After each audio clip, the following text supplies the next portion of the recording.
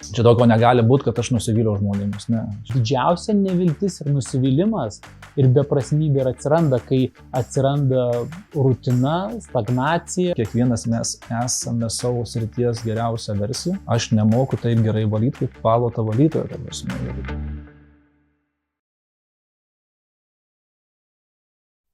Iš darbo taip, iš darbo norės tos veiklos ir pirmas, kas mintis tokia šiai dienai, tai tos prasmės buvimo darbe, prasmės darbo komandoje, kaip čia sakyt, gal tas amžius, kad tas prasmės pojūtis labai dabar didelis išaugęs yra. Ir tai vat norisi, kad atsirastų, kad nebūtų to tokio, atėjau į darbą, kažką padariau, išėjau 5 vakaro ir tas toksai momentas užsidarė durys ir čia viskas. Darbas vis tik tai, jisai teikia tą tokį. Atvažiuoji, ruošiesi, ten būni, tau yra gera, tu jautiesi dalis to darbo, tu jautiesi, kad tai, ką darai, teikia daug plačiai į priekį. Daug prasmės atneša žmonėm, ta prasmės. O gerai, kas yra prasmė tada? Prasmė tas, kas, nežinau, čia aš grinai savo asmeniškai, tai man tas, kas liks po tavęs, tas, ką tu galėsi palikti ateičiai. Nežinau, kaip tai galėtų įsivardinti, gal kada anksčiau su Lina kalbėjo, jos tas buvo labai gera mintis, man grįžus yra, kad spręsdavo ateities kartų klausimus 7 kartom į priekį, ta prasme, kad tas toksai, kad tu dabar darydamas šitus etapus, šitus tai, ką tu dabar darai, ką tu bandai pakeisti, ta prasme, kad tai bus ateitis, ta prasme, kad tavo vaikai galės jau dirbti, tarkim, reiti tuos darbus, ta prasme, pagal šitokį modelį, pagal jį tobulinti, ta prasme, jį išnešti, vat tas man yra gal tokia prasme, kad aš dabar galiu daryti pokytį, kuris bus ateityje normalu, kasdieniška ir suprantama, ne kitai. Aš paantrinčiau Tomui, man irgi ar tai darbas, ar veikla, vienintelis kriterijus, kad tai būtų prasmingas užsiėmimas ar prasmingas darbas, nes iš tikrųjų iki šiol pakankamai daug buvo to tokio beprasmio lėkimo kažkur, skubėjimo, darimo, su viltim, kad jau tuoj viskas pasikeis ir kaip nieks nesikeičia ir sulig kiekvienu to tokiu dužusią viltim, iliuziją, tas beprasmybės jausmas jis tik didėja. Tai va, norisi daryti tai, kas būtų prasminga, reikalinga ir kaip ir Tomas minėjo, kad jausčiausi, kad keičiu pasaulį, prisidedu prie aplinkos pokyčio, prie tų pačių darbuotojų, kolegų, savo artimos aplinkos pokyčio ir kad palikti kažką po savęs ne tiesiog, kad darbas dėl darbo. Ir iš tikrųjų dabar ateina mintis, tas suvokimas, kad žinojimas jis visada buvo, kad darbe daugiausia ar veiklose savo laiko praleidžiu ir kad darbas turi teikti malonumą. Bet vis buvo vėliau, šiek tiek vėliau, dabar dar reikia padaryti, ką reikia padaryti, ir jau nuo kitos savaitės, nuo kitų metų kažkas pasikeis. Vienintelis kriterijus, kad tai būtų prasminga, tada ir pasitenkinimas, džiaugsmas. Kas tau yra malonumas darbe? Kas tau yra malonumas? Man asmeniškai malonumas darbe, tai būtent pokyčio matymas, kaip keičiasi žmonės, aplinka, kaip auga įmonė, organizacija, tas būtent augimas, pokytis, ėjimas į priekį ir keitimasis. Va čia ir yra paradoksas, smagu viduje tas pasitenkinimo jausmas, kai tie maži pokyčio grūdeliai, tos mažos apraiškos, nes iš tikrųjų norisi to didelio pokyčio, greito rezultato, o tiek, kad ir greito pokyčio, ir greito rezultato nebūna, jis greit neteina, tikrai būna ir nusivylimų, ir nesėkmių, bet vėlgi tas sėkmės to mažo pokyčio ar pasikeitimo, tas jausmas tai yra neapsakomas ir iš tikrųjų tai yra tai, dėl ko verta stengtis ir dar labiau judėti į priekį ar skatinti aplinkinius keisti, nes tas nesikeitimas, stagnacija, iš tikrųjų didžiausia neviltis ir nusivylimas ir beprasmybė ir atsiranda, kai atsiranda rutina, stagnacija, tada žmonės beveidžiai, bedvasiai pasidaro ir tikrai iš veidų, iš žmonių jaučiasi, kad pametę prasmę ir neturi prasmės. Mano matymu, pokytis vyksta, kai yra nuolatinis judėjimas į priekį. Nebūtinai, kad tai vien tik sėkmės, tai būna ir nesėkmės, ir klaidos, bet per veiksmą, per darymą, tada akivaizdžiausiai matau, kad yra judėjimas pirmin, ar tai sėkmingas, nesėkmingas, tai įvertinus rezultatus matosi, bet esmė per veiksmą, per judėjimą pirmin. Tai tas prasmės nebuvimas ir yra galbūt labai Kęstutis gerai įvardino, tas tokia rutina, tas voverės ratas, kur tu kiekvieną dieną žinai, kada tu išsivalysi dantis, kada tu užkursi mašiną, kada nuvažiuosi į darbą, kada darysi pirmą papkę, kada tu įsivesi pirmą užsakymą, kada pažiūrėsi, kokį tau dienos rezultatai, kada tu darysi visus darbus, ta diena pasibaigs, tu pasimatysi su šeima ir rytas vėl prasidės nuo to pačio. Ir tu supranti, dabar toje vietoje atsiranda ta beprasmybė, kad okei, o tai kas bus rytoj, tu pradedi, kaip sakyti, yra žmonės, kuriem tai fainai ir jie žino, jie mėgsta būti suplanuoti 5 metam į priekį, 10 metų į priekį. Nežinau, mano patirtyje prasmė tai yra pokytis į kažką naujo, į kažką tobulesnio, į kažkokį atsinaujinimą, kaip gali būti kitaip, kaip gali būti dar geriau, kaip gali būti prasmingiau, kaip galima veikti kitaip. Ir turbūt tas ir yra tas naujo paieškos, tos naujos prasmės atsiradimas.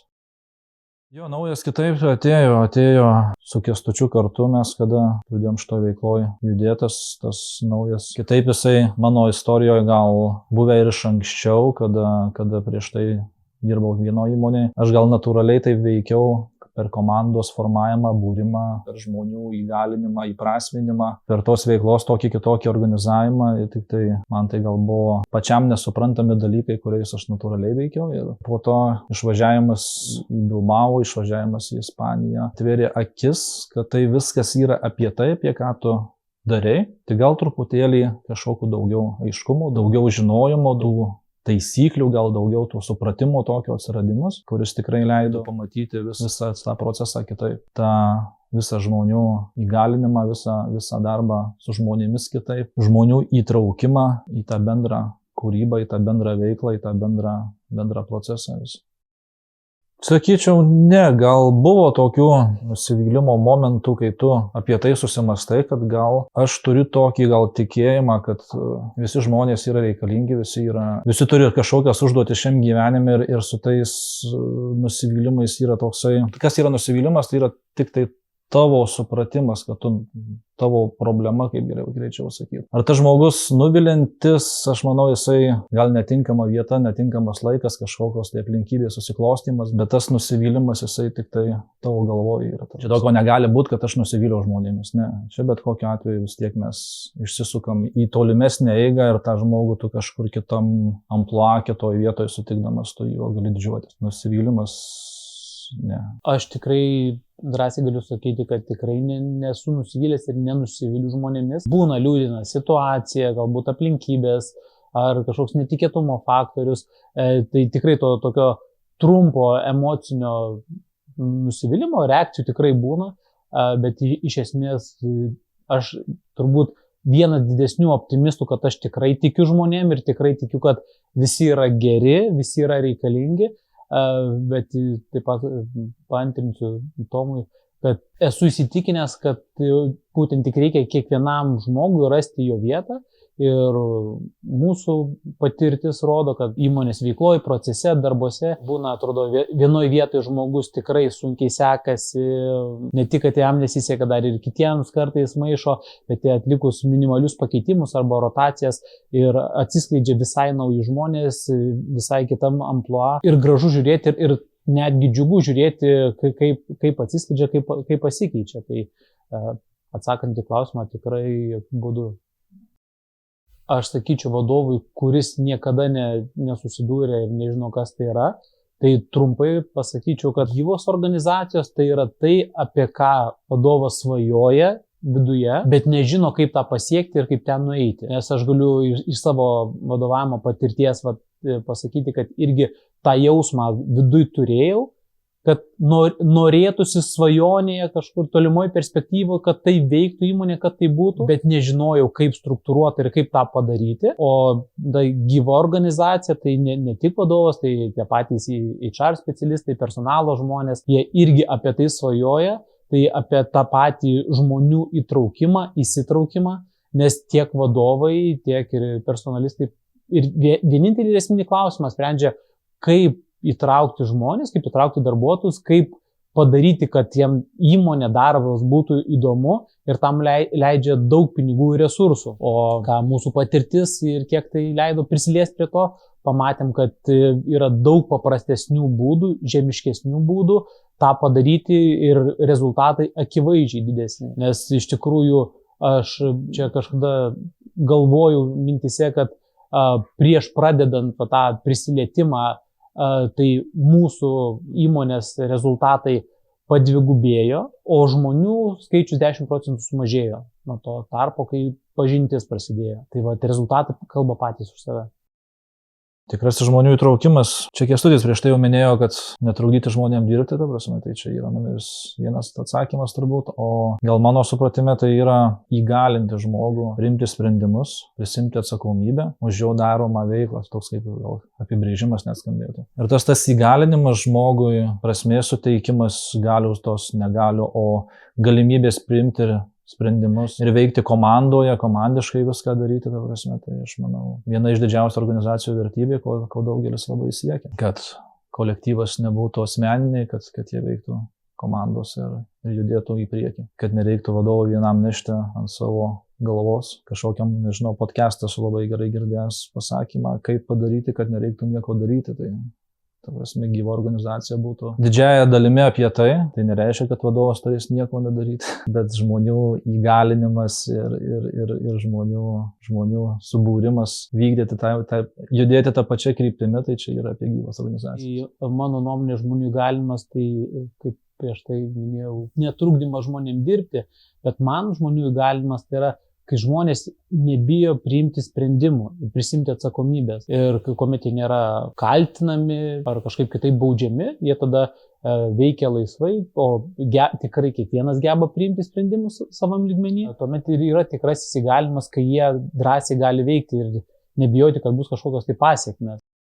Būtent vienas iš tų, kaip gamybos darbuotojai, kaip šauniai įsigalino, pavadinkim taip, kaip jie pradėjo sąveikauti tarpusavyje ir tai yra virš 40 žmonių, nemaža komanda ir atsirado skirtingos mažesnės komandos, jos viduje šauniai pradėjo dirbti sąveikauti, pradėjo komanda viena su kita sąveikauti ir iš tikrųjų gerokai sumažėjo gamybos vadovų ar kitų vadovų įsitraukimas, jie praktiškai pradėjo veikti savarankiškai, tai šitas momentas vienas stipriausių. Antras momentas nustebino, nors teko girdėti apie tai, kad gali būti ir pasipriešinimų, ir atkritimų, tas pats viduriniosios grandies ir aukštesnių pozicijų darbuotojų atkritimas ir pasipriešinimas. Ir trečias svarbus dalykas, tas žmonių atkritimas, taip sakant, nematymas savęs iš šalies, kad atkritimas arba pasipriešinimas arba netgi veikimas prieš ar priešingai ir to nematymas ir savęs pateisinimas, kad aš noriu tik tai geriau, aš žinau, kaip reikia daryti, bet kad atsirado tas žinojimas ir būtent viduriniosios grandies arba vadovų lygmenyje. Mano gal tie trys momentai tokie, gal aš ir Kęstučiui pritariu labai 100%, ką jisai išsakė. Aš gal pastebėjau, tarp gamybos čia turbūt daugiausia, nes gamyba pas mus labiausiai įsitraukė ir įsigalino iš to vietoje. Žingsnis atvirumo link. Žingsnis ten, kur yra nesaugi zona, kur mes visi pripratę turėti savo tas kaukes ir jos po truputį pradėjo lukštentis. Po truputį prasidėjo nebijojimas pasakyti kitam apie tai, kad tu kažkur kažką gal klysti, gal kažkaip kitaip reikia pasižiūrėti, kur nebijojimas išsakyti kažkokią tai kritiką. Gal tai buvo tik pirmosios apraiškos, bet jos jau buvo, jos atsirado. Kur dingo tas vadinamas hierarchinis, kad čia ar vienas ar kitas darbuotojas yra ten, kuris užduoda toną visai gamyklai ir ten komandoje užneša savo mintis kažkokias. Tas labai tikrai pasijautė, gal tai nebuvo pati pradžia, gal tai buvo vėlesnis laikotarpis, bet jis pradėjo labai, labai jaustis. Kitas momentas tai yra vidinė transformacija, vidinė, tai turiu mintyje, galios tas atidavimas, ta prasme, kad atidavimas iš tos pusės, kad aš esu toks kaip ir jūs, tik aš žinau kažką, ką aš geriau žinau, jūs žinot, ką jūs geriau žinot. Tas supratimas tų žmonių, kad kiekvienas mes esame savo srities geriausia versija ir tai nieko nereiškia, kad aš ten vadovas, ar aš ten direktorius, ar aš valytojas, ar aš stalius, ar aš apkalėjęs, ta prasme, tai aš nemoku taip gerai valyti, kaip valo ta valytoja, ta prasme. Ir čia jinai didžiausias kompetencijas turi tas žmogus, ta prasme, jeigu taip žiūrėti. Tai va tas toksai numeris 2 ir nežinau, toksai įvykis, kuris įvyko kaip aš 3, ta prasme, pasižiūrėjimas iš šono ir matymas, ar tu jau atidavei galę, ar tu jau sugebi priimti kitą. Tai yra momentas, kai darbuotojas tau pasako, būk geras, eik netrukdyk dirbti, ta prasme. Ir čia vat klausimas, kaip tu sureaguoji. Tai tu įsižeidai, čia tau darbuotojas kažkoks iš apačios pasakė. Ar tu priimi tai kaip, okei, gerai, tvarkoj, o kodėl, o kas ir kaip, ta prasme, su tuo darbuotoju tu kalbiesi, kas vyksta, kaip yra ir kur aš tau trukdau dirbti, ta prasme, ne, išėjimas į lygmenį suaugę su suaugusiu, o ne iš galios pozicijos. Aš vis tik tai įsitikinęs, kad tai yra ateitis, darbas su žmonėmis visur, tiek pradedant švietimo įstaigose, tiek baigiant versluose, tiek dirbant visuose kitose profesijose ar kažkur, kur bebūtų. Nes kur tik tai yra santykis su žmogumu, ten reikalinga abipusė pagarba, abipusis įsitraukimas. Ir tik ten galima veikti ar tokiu, ar panašiu į tai būdu, ta prasme, kur tai kas buvo. Senasis valdymo modelis, aš tikiu, jisai buvo geras. Jis tikrai buvo kažkuriam momente tinkamas ir tikrai kažkuria momente jisai efektyvus. Ir tai užaugo, tai yra tas lūžio taškas, tas virsmas, kada dabar žmonių informavimas, informaciniai šaltiniai labai viskas sukasi greitai ir informacija pasiekiama visiems ir apie viską. Tai šiai dienai žmogus yra tikrai patobulėjęs daug daugiau ir jisai gali daug daugiau ir jam senas valdymo modelis, mano nuomonės, išeinantis. Man mintyse sukasi mintis, kad rezultatai niekada nemeluoja ir kalbant ar apie seną modelį, ar apie tas gyvas organizacijas, tai tikrai mūsų atveju rezultatai tikrai nemeluoja ir kiek mes sulaukiam užklausų, kvietimų pasidalinti mintimis, ką mes ten darom, kaip kitaip darom, kaip mes ten veikiamės, vėlgi mūsų patirtis buvo, kad tai labai mažam Lietuvos miestelėje, toli nuo didesnių miestų, atlyginimai toli gražu ne patys didžiausi ir net gerokai žemiau rinkos vidurkių, darbuotojų kaita tikrai labai žema ir visiems buvo klausimas, tai kas ten vyksta, kas yra kitaip. Ir pagal būtent užklausas, pagal artimam ar tolimesniam rate iš vadovų, kokių klausimų sulaukiam, tai tikrai jau čia net nebeklausimas, ar yra tas modelis, ar jis turi ateitį, tai čia tik tai klausimas, kam pavyks greičiau perslaužti, o kam ne taip greitai, bet vis tiek visi nueis ten pat. Tai mūsų pačių atvejais labai puikiai iliustruoja, kad atsirado laisvų rankų, atsirado daugiau žmonių ir iš tikrųjų baimė tikrai buvo būti nereikalingu, atleistu, ką aš dabar veiksiu, ką rodo mūsų atvejais ir rezultatai, tai radom naujų projektų, naujų planų įmonės augimui, apyvartų didinimui ir tikrai planas dar daugiau žmonių samdyti, nes tikrai augimo ir ėjimo į priekį tempai ir ambicija pasidarė labai didelė, kad žmonių tik daugiau reikėtų, o ne apie susimažimą, ne apie atleidimą, o būtent apie naują fabriko statybą, naują projektą, nauji klientai, apie plėtrą, augimą. Nors ir buvo mūsų sektoriui kalbama jau 2 metai apie krizę, sumažėjimas ir jis yra akivaizdus sumažėjimas ir sulėtėjimas ir aplinkui įmonių ir užsidariusių, ir susimažinusių, ir bankrutavusių.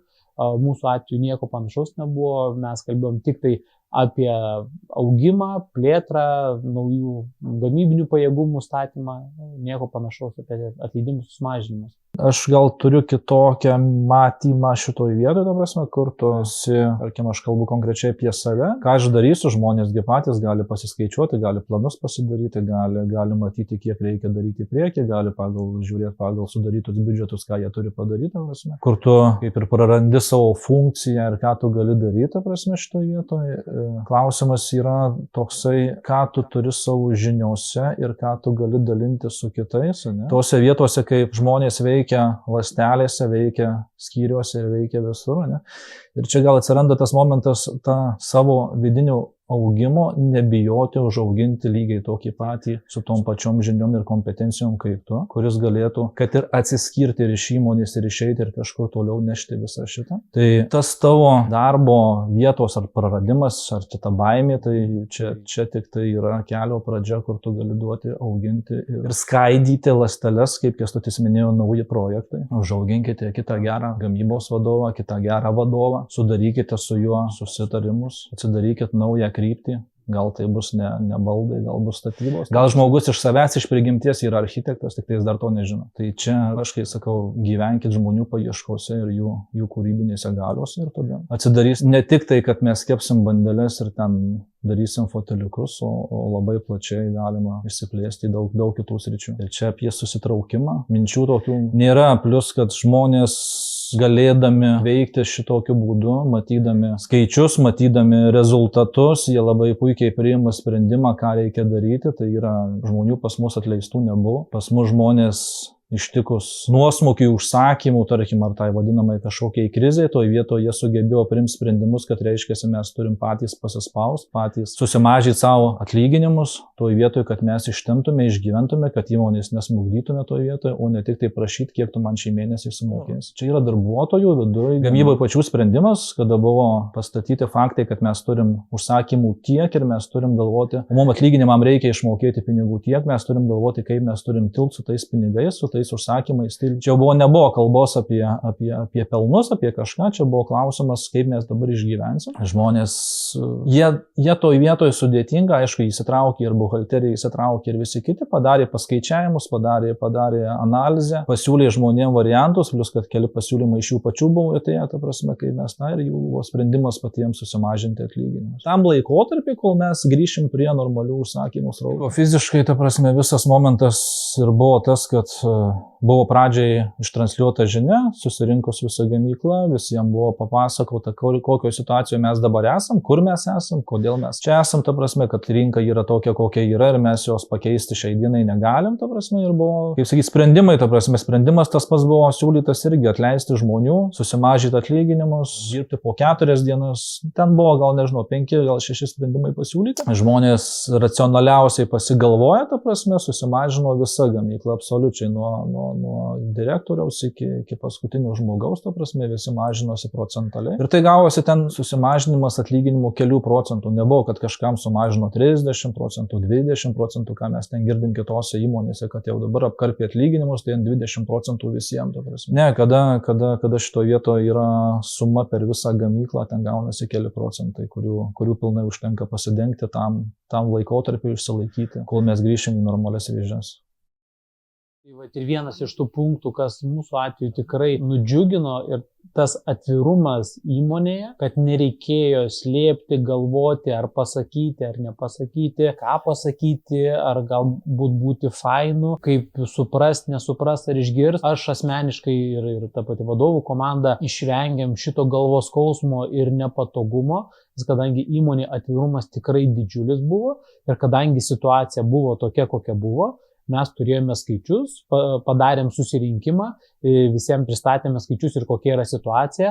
Ir žmonės tikrai yra nekvaili, tikrai viską supranta ir iš tikrųjų priėmė tą sprendimą, nubalsavo, nusprendė, kad būtent priimam tą sprendimą, kad visiems proporcingai solidariai susimažinom kažkokiam tai ilgam laiko tarpui. Tada nebuvo nei laimėjusių, nei pralaimėjusių, nei nusivylusių, nei kažkokiu kitaip. Ir būtent iš tos pusės, kad didžiulis atsakomybės pasidalinimas ir tas baimės ir nepatogumo nusiėmimas vien dėl to, kad buvo didžiulis atvirumas įmonėje. Tai tą klausimą išsprendėm, jis nebuvo labai lengvas, jis tikrai nemalonus, bet nebuvo kažko išskirtinis, kad reikėtų labai ilgai ruoštis, ar kauptis, ar galvoti, ką pasakyti, kaip pasakyti. Tiesiog padarėm kaip ir eilinį susirinkimą, priėmėm sprendimą ir taip niekaip neįtakojo žmonių toliau darbo ar kasdienybės ir visi toliau tęsiam, ką pradėjo. Aš linkiu savo surasti įmonę arba veikti įmonėje, kurti įmonę, kuri veiktų šitų principų gyvų organizacijų ir kad tai būtų ar tai pirma ar ne pirma Lietuvoje, bet kad jų daugėtų. Aš savo linkiu dauginti tokias įmonės.